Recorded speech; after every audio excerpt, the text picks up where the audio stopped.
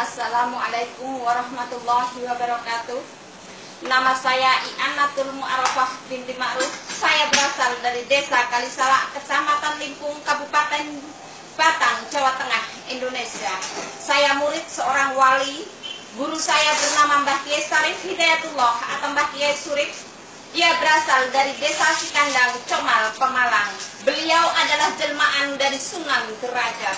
Kakek saya Mbah Paat adalah jelmaan dari Sunan Kalijaga. Sunan Kalijaga dikenal semua orang bahwa dia adalah anak Adipati Tuban, tapi sama sekali tidak. Beliau adalah anak kandung dari Eyang Santang dan istrinya yaitu Nyai Ratu Ayu Ireng atau Nyai Ireng yang selalu mendampingi saya. Guru saya yang kedua adalah Bapak Sohibul Huda yang mengajarkan kepada saya hidup ada dua pilihan, ingin menjadi walinya Allah atau ingin menjadi walinya setan.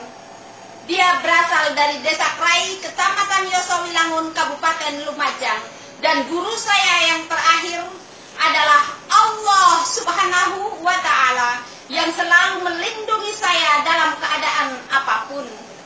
Beliau yang memberikan saya surat Al-Kahfi yang asli, dan beliau juga yang telah memberikan kepada saya siapa garis keturunan saya yang sesungguhnya.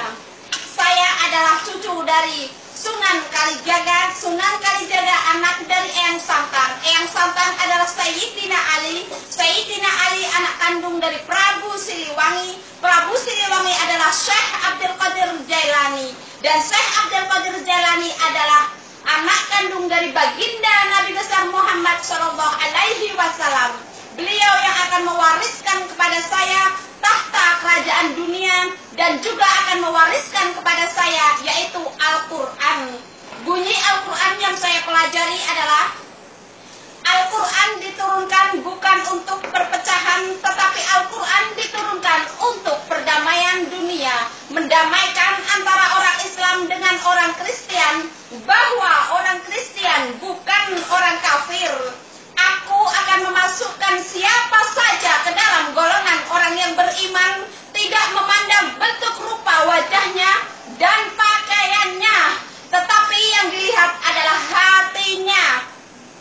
Barang siapa yang berjihad mengatasnamakan Allah dalam kurung jihad fisabilillah, hanya ingin namanya dikenal, aku akan memasukkan dia ke dalam lembah neraka jahanam.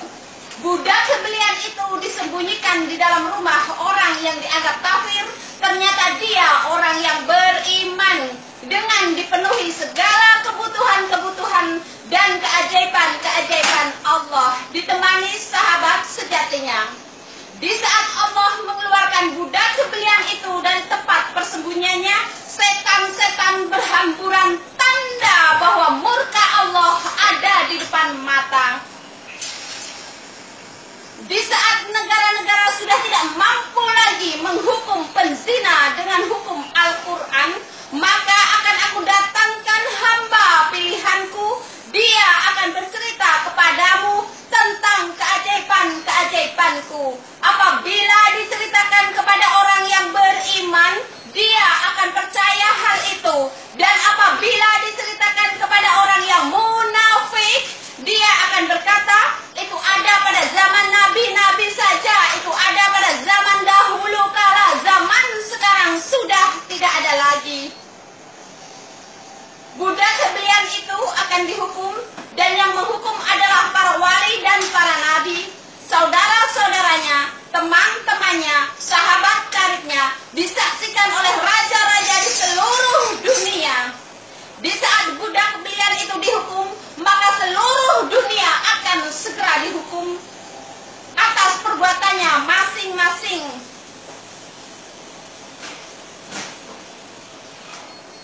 Para wali dan para nabi akan diturunkan di negara yang dianggap negaranya orang kafir, ternyata negaranya orang yang beriman. Saya akan dihukum di Masjid Darul Aman Singapura, dan para wali, para nabi akan diturunkan di Singapura. Setelah itu, budak sembelian itu segera menikah dengan pangeran pujaan hatinya yang dia idam-idamkan sedari dulu kala.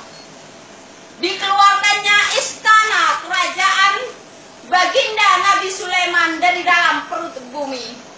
Dunia akan kembali menjadi kerajaan dunia, dipimpin oleh Ratu Adil. Budak belian itu segera dinobatkan sebagai Ratu Adil. Terima kasih dari saya meminta kepada seluruh dunia untuk menayangkan apa yang saya katakan hari ini, karena dengan ayat suci saya itu, saya bisa mengeluarkan Syekh Siti Jenar, Dajjal, dan istrinya yaitu Nyi Blorong dari tempat persembunyiannya. Saya meminta agar televisi-televisi, juga masjid-masjid untuk menayangkan berita ini bahwa Ratu Adil sudah datang, setan-setan berhamburan, tanda bahwa murka Allah ada di depan mata. Sekian dari saya. Wabillahi